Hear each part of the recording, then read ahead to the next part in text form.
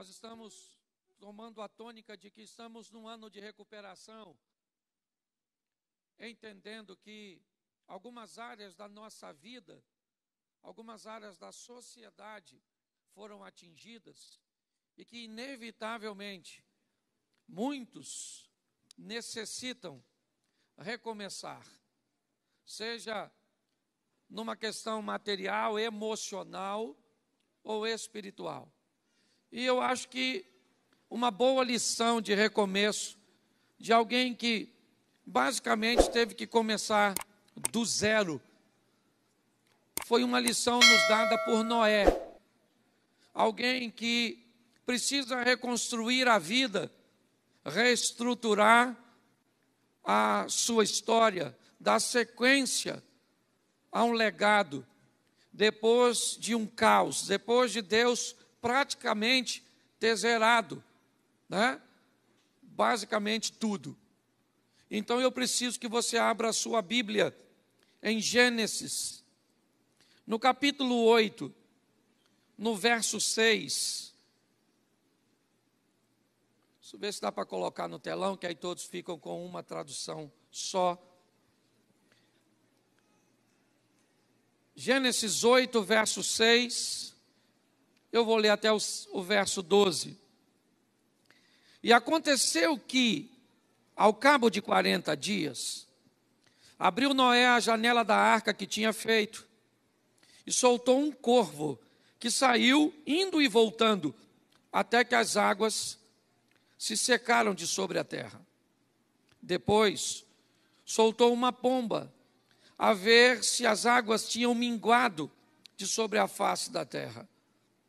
A pomba, porém, não achou repouso para a planta de seu pé e voltou a ele para a arca, porque as águas estavam sobre a face de toda a terra, e ele estendeu a sua mão, tomou-a e meteu-a consigo na arca. E esperou ainda outros 7 dias, e tornou a enviar a pomba fora da arca. E a pomba voltou a ele sobre a tarde, e eis arrancada uma folha de oliveira no seu bico. E conheceu Noé que as águas tinham minguado sobre a terra. Então, esperou ainda outros 7 dias, e enviou fora a pomba, mas não tornou mais a ele. Feche os seus olhos. Senhor nosso Deus e Pai, em nome de Jesus, eis aqui a Tua palavra. Usa-me, ó Pai, como um instrumento em Tuas mãos. Só Tu tens poder para, através de uma única palavra, atingir tantos corações necessitados, Te buscando, pedindo uma resposta. Por isso que este seja um ambiente de milagres, um ambiente de cura, de restauração, de renovo, de recomeço, pelo poder do nome de Jesus. Amém. Glória a Deus. Amém? Bom, eu quero só mostrar a vocês rapidinho, este culto é bem mais enxutinho, porque nós temos outro já. Mas é uma passagem que nos mostra como Noé, ele se comportou mediante a um ambiente que ele precisava recomeçar. Não se sabe, ao certo, se o dilúvio foi universal, se ele foi apenas parcial, Há uma série de divergência e não é isso que eu quero falar. Eu quero apenas falar que a comunidade, o ambiente onde Noé estava inserido, ele foi totalmente inundado.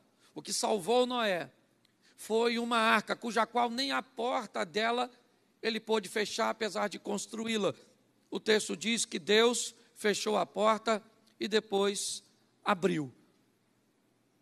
Mas depois de um determinado tempo, quando a chuva para, as águas começam a baixar, e Noé está sentindo que inevitavelmente, em algum momento, a água vai baixar na totalidade, até porque isso teria que acontecer, senão ele morreria, se aquele dilúvio não cessasse.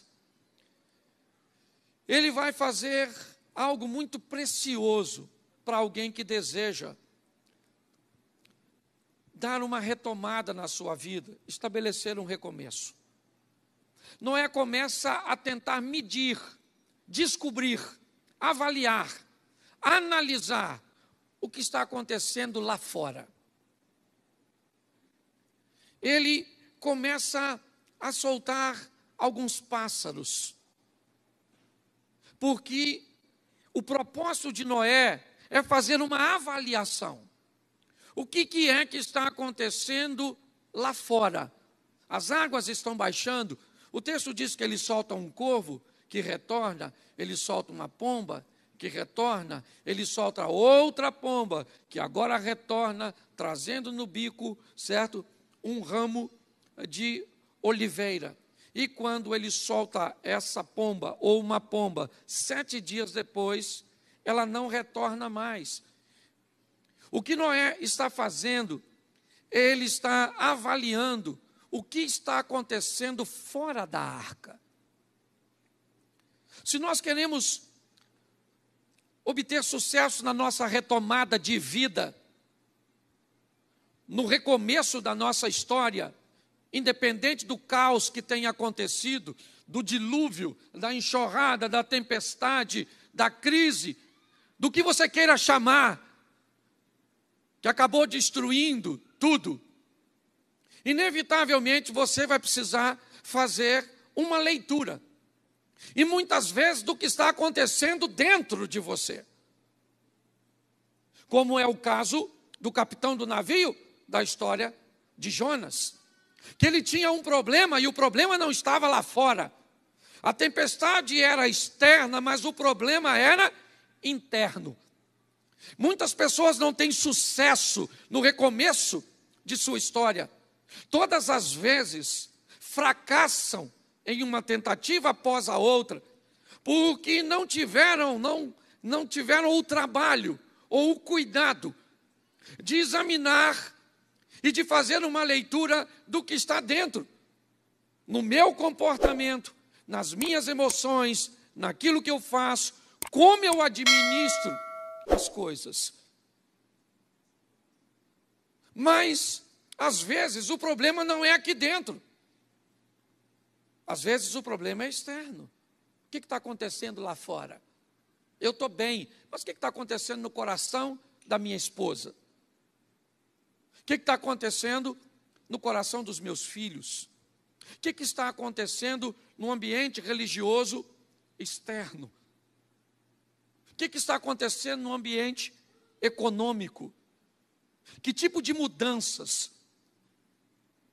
Se eu desejo fazer uma retomada, eu tenho que procurar saber e fazer uma leitura, muitas vezes interna, externa, ou até mesmo, por que não dizer, nos dois ambientes. Muitas vezes eu não progrido, porque algumas coisas dentro de mim estão tentando me levar para o fundo, estão me fazendo viver tempestades, caos, angústias, dores. Aliás, eu posso até estabelecer comportamentos extremamente ruins com pessoas boas, simplesmente porque ainda não fiz uma leitura e não tomei providências de coisas que vivi lá atrás. Mas às vezes eu posso estar perfeitamente certinho, correto, limpo,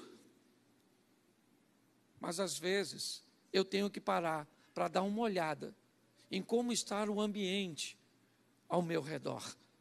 A primeira coisa que Noé faz é medir, é testar a temperatura. E é baseado nisso que ele começa a retomada, que ele estabelece o seu recomeço, buscando observações do que está acontecendo. O que foi? Você está desempregado? É isso. E arrumar emprego está difícil? Gaste um tempo para descobrir qual é a temperatura atual do mercado. Faça uma leitura de como você pode, certo, se beneficiar dessa situação que está acontecendo. Se você gastar um tempo para fazer uma leitura, para buscar, conhecer o que está acontecendo lá fora ou dentro de você, certamente isso passa a seguinte informação, que você está se preparando para uma retomada. Muitas pessoas não fazem isso e continuam estabelecendo muitos esforços que são sempre recompensados com muito fracasso. Luto demais, trabalho demais, mas acabo sofrendo sérios danos. Pare um pouco. O exemplo desse cara é o seguinte: está tudo ruim lá fora, destruiu tudo, está certo. Mas eu não posso ficar aqui dentro, porque aqui dentro, se aqui dentro demorar muito, eu morro. Gente, ninguém morre porque cai dentro d'água. As pessoas morrem porque permanecem no fundo. É diferente. O que vai matar você não é o que te aconteceu. O que vai matar você é o comportamento que você vai estabelecer mediante aquilo que te aconteceu. Nós servimos um Deus poderoso, um Deus que está do nosso lado. E a Bíblia diz que em Cristo somos mais do que... Então não interessa. Nós vamos vencer. Por quê? Porque aquele que diz que nós vamos vencer não é homem para que minta, não é filho do homem para que se arrependa. Mas por que algumas pessoas estão perdendo debaixo de uma afirmação de sucesso? Porque estão se comportando como perdedoras. Faça logo, o mais rápido possível, uma visão ou uma observação da realidade, seja interna, seja externa. E você pode descobrir que alguma coisa dentro de você está levando para o fundo e trazendo tempestades para a sua vida, ou você vai descobrir que fatores externos estão mudando, ou não, precisam de alguma decisão sua para que mude. Quando eu olho, é isso que eu vejo. A primeira coisa, isso. E quando ele descobre que a pomba não vai voltar mais, quando a pomba não retorna para Noé, ele já faz uma leitura do que está acontecendo lá fora. Depois você lê, ele remove a tampa da janela que tinha em cima da arca e já começa a buscar um ambiente seco. Já começa a tentar visualizar que as coisas estão melhorando, que as coisas estão baixando. Inevitavelmente, à medida que isso acontecia, né, provavelmente as emoções dentro daquela arca, elas começavam a mudar, elas estavam entendendo que já já tudo aquilo ia passar. E quando a arca acaba repousando, o texto diz que ele sai. Gênesis 8, verso 20. Põe para mim, por favor. E edificou Noé um altar ao Senhor, e tomou de todo animal limpo e de toda ave limpa, e ofereceu holocausto sobre o altar. Preste atenção. A primeira coisa que ele faz é uma leitura do que está acontecendo lá fora. E depois de fazer uma leitura e ver a arca pousar ou repousar em solo seco, ele poderia fazer qualquer outra coisa. Ele já está há mais ou menos um ano dentro daquela arca. Talvez o primeiro Big Brother, ou reality show, certo? Todo mundo enclausulado dentro daquela arca. Mas o texto diz que assim que ele sai da arca, a primeira coisa que ele faz é adorar a Deus, porque independente do que esteja acontecendo ao seu redor, nós não podemos deixar de adorar a Deus, porque Deus está no controle de tudo, e aquele que há de vir virá e não tardará. Você consegue, está difícil, o caos está instaurado, querido. Tire um tempo primeiro para fazer uma leitura de que tipo de caos é. Porque o que algumas pessoas chamam de tragédia, outros estão nadando de braçada. A grande verdade é essa. Eu não vou perguntar aqui para ninguém te abordar pedindo dinheiro emprestado. Mas tem gente aqui que esse ano com a pandemia, ou na virada de ano, ganhou dinheiro como nunca ganhou. Posso ouvir um amém? Amém. Isso aí. Mas tem gente que se lascou como nunca. Se lascou. Ou seja, um ambiente que é de vitória para outro pode ser de caos para outro. Então aproveite as oportunidades. Mas independente do ambiente que seja, o que acontece? Aprenda a adorar a Deus e andar com Deus em todos os momentos. Eu acho maravilhoso Maria e Marta chamando Jesus para ir na casa dela quando? Quando? Quando Jesus está com fome. Ué, pastor, não chamou quando Lázaro estava morto? Isso foi a segunda vez. Mas a primeira, Marta não estava precisando de nada. Ela só queria que Jesus estivesse lá. Você entende isso? Jesus foi convidado para um casamento em Caná da Galileia. Sabe para quê? Para quê? Para comer. Dançar uma musiquinha. Ô pastor, Jesus não dançava. Não dançava. Sabe nada, inocente. Tem uma coisa que o judeu gosta, é de festinha. Musiquinha. Não dançava esses proibidão. A menina lá que leva a facada, essas coisas. Entendeu? Você pensa que eu não escuto, não? Também tenho ouvido. Deixa eu te falar uma coisa. Quando nós olhamos aqui, nós descobrimos algo muito precioso, sabe? Que Jesus é para todos os momentos, sejam eles fáceis ou difíceis, estarei convosco todos os dias. E fala para mim, para quem deu errado? Deu errado para Noé? Sim ou não? Para Davi? Para Abraão? Deu errado para Salomão? Para Isaac? Para Jacó? Para Pedro? Para Paulo? E por que vai dar errado justamente na tua vez? Ele está onde sempre esteve, no controle de todas as coisas. É importante. Então, aconteça o que acontecer, nós vamos adorar. Você não precisa agradecer pelas desgraças. Não é isso que eu estou falando. Você não é louco? Senhor, muito obrigado. Muito obrigado.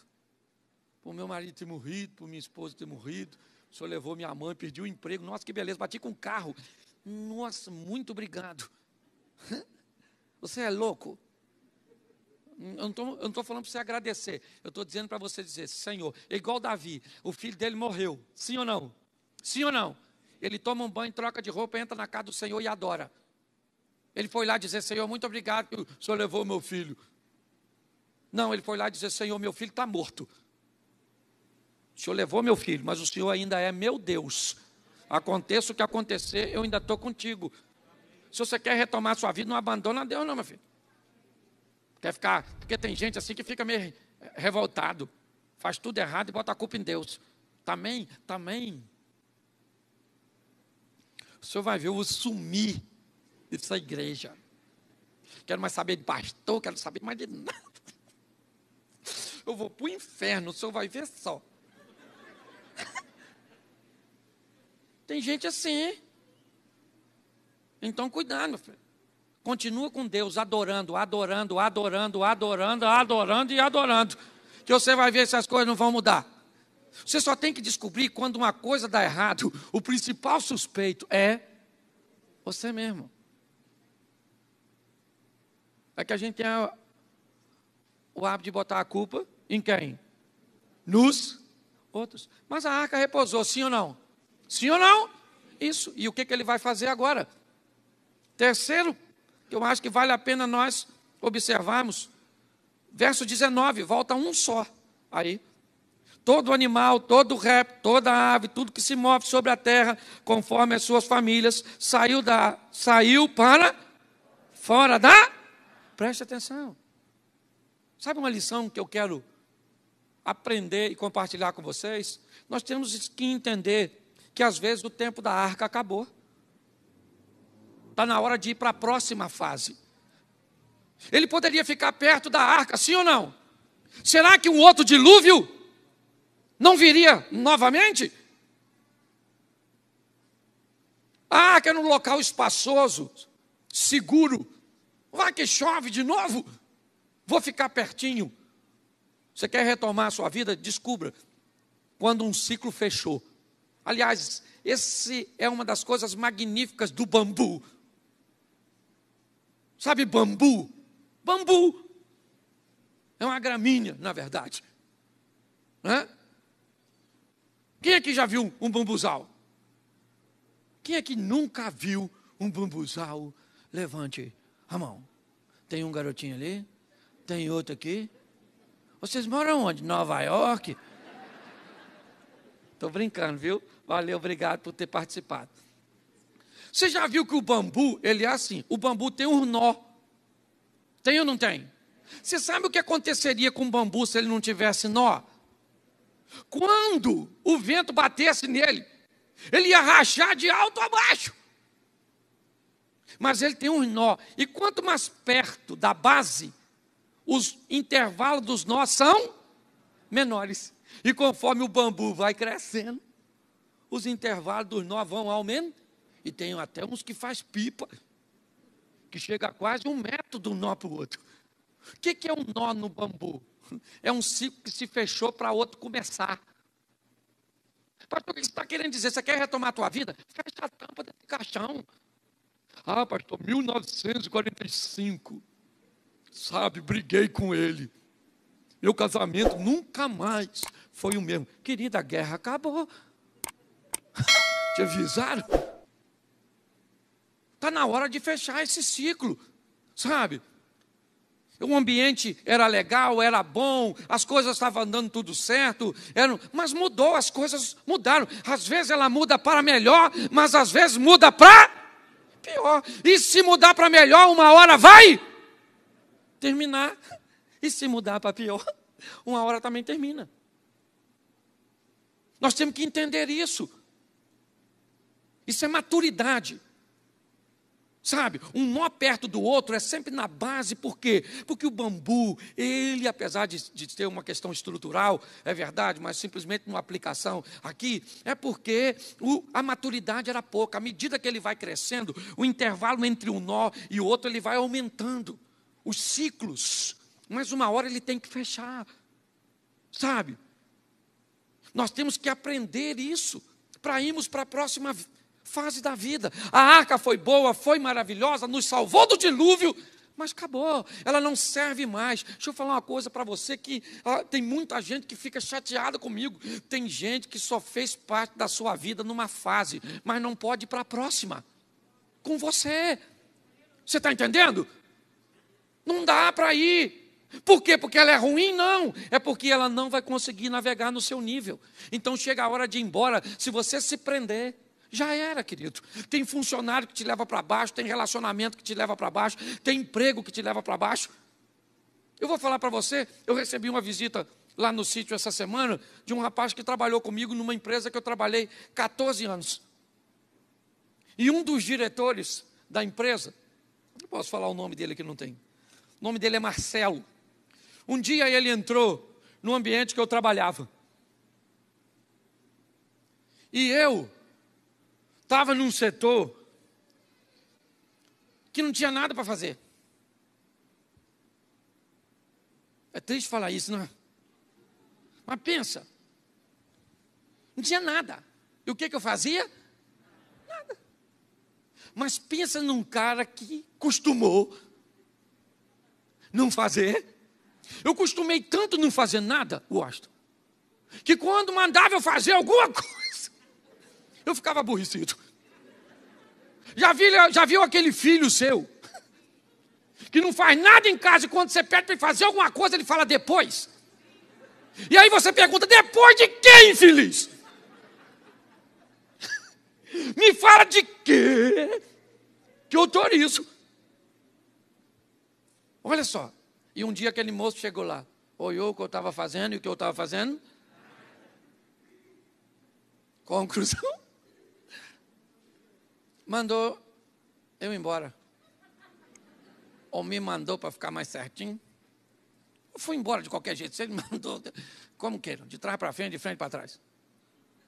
E deixa eu falar uma coisa para você. O dia que eu encontrar esse homem, Marcelo o nome dele, tomara que ele veja isso e me procure. Porque eu tenho que beijar esse cara. Eu tenho que agradecer esse cara. Porque o local onde eu trabalhava era a minha arca. E se ele não mandasse eu sair de lá, estava arriscado eu estar lá até hoje. Pare de chorar por aquilo que saiu da sua vida. Porque saiu, não era para estar lá. Está na hora de você ir para a próxima fase. Ah, mas é perigoso, é hostil, é inseguro. E você andar com Deus, meu filho. Entendeu? Quer tudo direitinho, seguro, vai andar com os outros. Porque com Deus, o que tem ali? Não sei. Vai para onde, ô Senhor?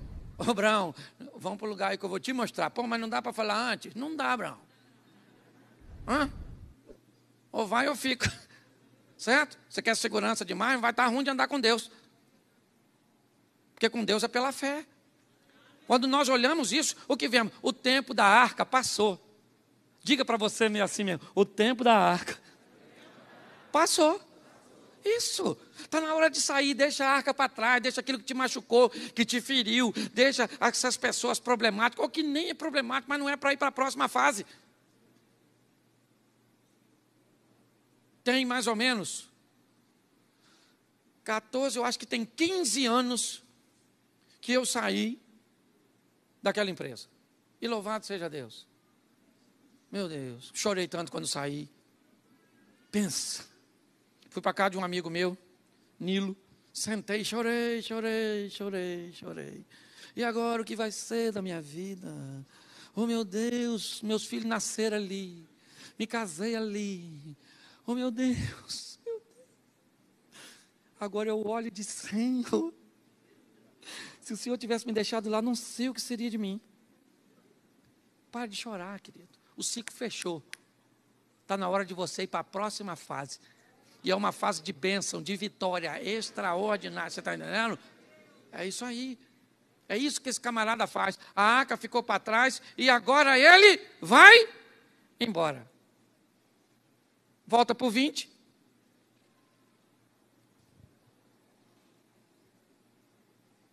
Deixa eu só ver.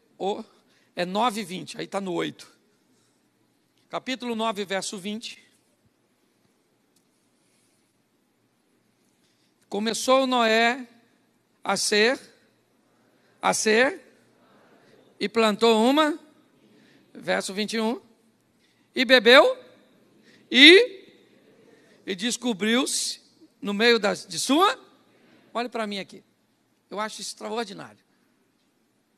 O camarada primeiro fez uma leitura do que estava acontecendo lá fora. Depois ele adorou depois entendeu que o tempo da arca, e agora ele vai trabalhar. Olha, quando a pomba traz no bico um ramo de uma oliveira, é perfeitamente fácil de entender o porquê, certo? Uma planta basicamente nativa daquela região. É muito comum as oliveiras, as tamareiras, até as figueiras, assim como os sicômoros. Mas quando o texto diz que Noé desce da arca e planta uma vinha, quando o texto diz que ele bebeu do vinho extraído dessa vinha, essa informação, ou essas informações são preciosíssimas para entender por que esse camarada deu certo. Olha só. Se o texto diz que ele plantou, provavelmente, muito mais do que um animal naquela arca, ele também levou algumas sementes ou mudas de coisas que o texto não diz que Deus mandou levar, mas ele achou que iria precisar. Ok? Segundo, se você acha que ele plantou uma garrafa de Coca-Cola que plantou num dia e tomou no outro, você está muito enganado. Porque entre ele plantar a vinha e beber dela para ficar bêbado, e eu também acho isso extraordinário, a Bíblia falar de um camarada aparentemente impecável, e na hora de terminar a vida do cara, diz que o cara chapou o coco e ficou pelado. Não dá raiva? Se você não soubesse o propósito, daria. O Noé é tão maneiro, sim ou não? Um bom marido. Porque pensa só, se o seu marido chegou na sua casa e falou, amor, encontrei com Deus. Mandou fazer um barco, porque vai inundar tudo, vai matar geral, só nós. O que você ia falar do seu marido? Menina, tá fumando o quê, maluco? Você está drogado? Um cara que tem a credibilidade do Noé, a influência sobre noras e filhos, que abrisse mão de ter filhos durante o período daquela construção. Pensa só. Teve que lidar com toda aquela situação. Sai da arca, faz a leitura ao redor. É um camarada que vai adorar a Deus. É um cara incrível. E agora, ele é alguém que planta uma vinha. Porque se você quer retomar, reconstruir, restaurar, coloca o nome que você quiser. Aprenda uma coisa. Sem trabalho você não vai a lugar nenhum. Entendeu? Jesus disse, meu pai trabalha até e eu trabalho também. O Noé plantou a vinha, sim ou não? E esperou a vinha? Esperou a vinha dar? E depois do fruto que ele colheu, ele fez o quê? Isso, porque o fruto não vira vinho no pé. Tem que levar para o lagar, para amassar. E deixar fermento. E depois ele... Isso, essa parte eu vou fechar. Eu vou falar da manguaça. Mas... eu acho maravilhoso. Porque se você quer... pastor, eu quero salvar meu casamento. Trabalha para salvar? Adora a Deus. Faz uma leitura do que está acontecendo lá. E às vezes o que está acabando com o seu casamento não é no coração da sua mulher. É pior. É da sua sogra. E você ri. Eu te dou uma notícia ruim dessa. Você tem que fazer uma leitura. Sabe? Quando eu olho para esse ambiente, eu vejo um cara trabalhador, que leva na arcas, posso dizer assim, ainda que não tenho muitos elementos para afirmar, mas que ele plantou uma vinha, ele plantou. O texto diz que a oliveira, a pombinha trouxe no bico o raminho novo de uma oliveira para ele entender o que estava acontecendo. Mas agora, eu vejo um cara plantar, entender que existe um tempo, que ele vai se beneficiar daquilo que plantou. Pastor, e por que é que o texto diz que ele bebeu demais e ficou nu? E a Bíblia não poderia esconder isso? Poderia. Se não quisesse mostrar que Noé é um homem sujeito a falhas, como qualquer um de nós. O que a Bíblia está querendo dizer com isso é que esse camarada, como o profeta Elias, que foi dito no Novo Testamento, é alguém como nós, que nos esconder por detrás de afirmativas que justifiquem o nosso fracasso, a nossa incapacidade de realizar coisas, não vai nos levar a lugar nenhum. Mas sabe o que me deixa mais triste nesse texto? Se você não conhece, Noé bebeu alguma coisa dentro de sua tenda e ficou nu.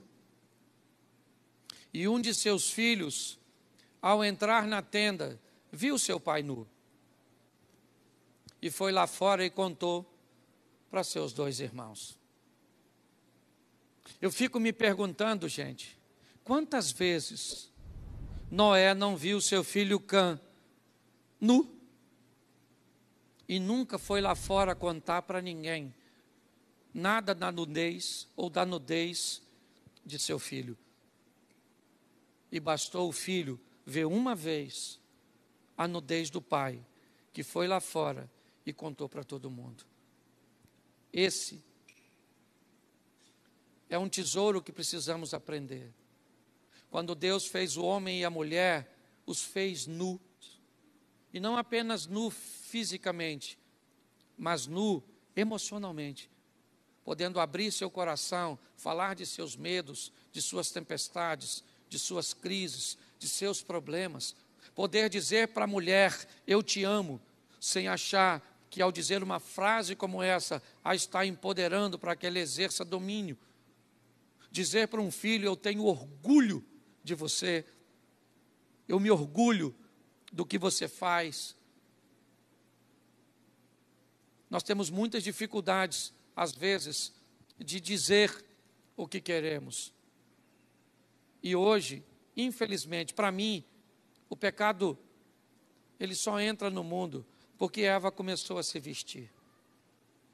Eva começou a gostar de algo que ela sabia que não era legal, Ela tinha vergonha de gostar daquela árvore, porque aquela árvore era proibida, mas ela gostava da árvore, mas ela tinha vergonha, mas ela gostava da árvore, mas ela tinha vergonha, mas a árvore tinha um cheiro legal no fruto, mas ela tinha vergonha, mas a árvore era bonitinha, mas ela tinha vergonha, e ela tinha vergonha, mas ela gostava.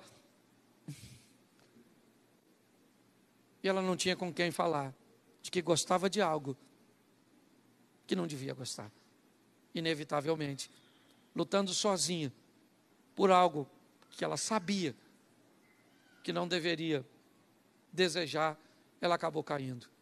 Hoje o grande desafio dessa sociedade moderna é ficar nu diante das pessoas, porque temos medo que elas vão lá fora e contem para todo mundo alguma coisa a respeito da nossa nudez, da crise do nosso casamento, dos nossos desejos incorretos, das nossas fragilidades e dos nossos dilemas.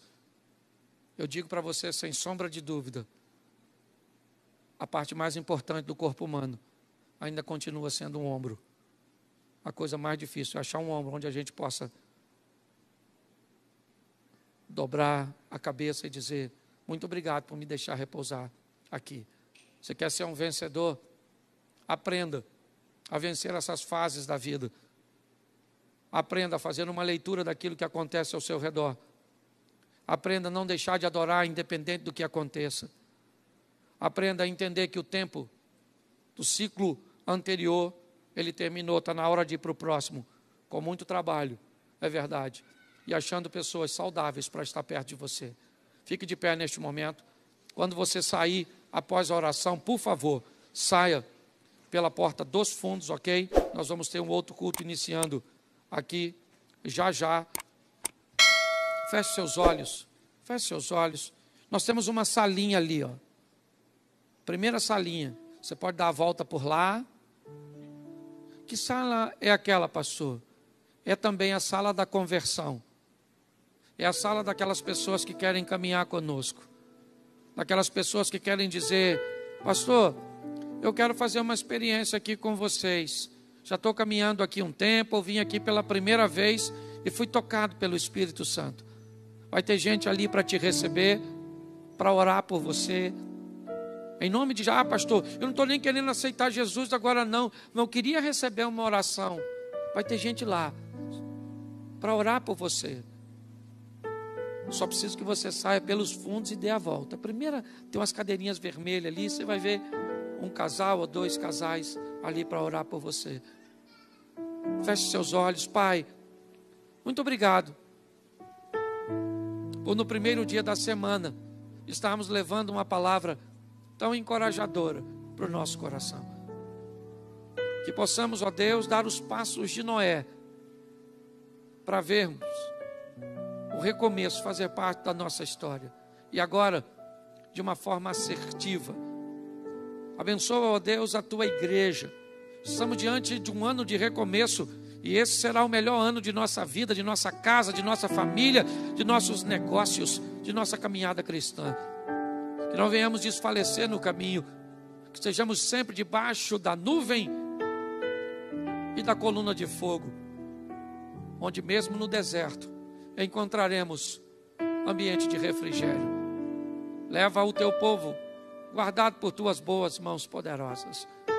Que o grande amor de Deus, nosso Pai, a graça de nosso Senhor e Salvador Jesus Cristo e as doces consolações do Santo Espírito de Deus seja para com todo o povo do Senhor, e todos digam: você aqui da frente sente, você de trás pode sair.